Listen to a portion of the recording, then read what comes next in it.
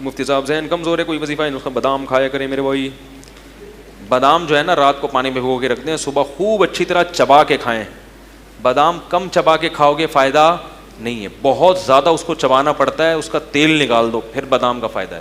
اور بادام سے بہتر کوئی خشک میوہ ہے نہیں اتنی اور ہاں دماغ کے لیے اخروٹ کھائیں. اخروٹ دماغ کے لیے سب سے بہتر میوہ. دیکھو اللہ نے بنائی بھی اس کی شکل دماغ جیسی ہے. دماغ کے لیے اخروٹ کھایا کریں.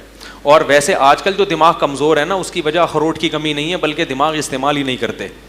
جو چیز انسان کی استعمال نہیں ہوتی وہ کمزور ہو جاتی ہے. آپ چلنا چھوڑ دیں گے تو ٹانگیں کیا ہو جائیں گی؟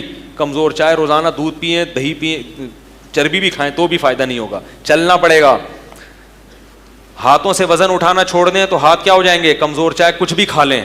تو اسی طرح دماغ سے سوچیں گے نہیں، مشکل چیزیں حل نہیں کریں گے تو دماغ انسان کا سونے لگتا ہے، وہ کام کرنا بولو بھائی چھوڑ دیتا ہے. تو دماغ کو بھی کچھ مفید کاموں میں کھپائیں، سوچیں. کوئی نئی زبان سیکھنے سے دماغ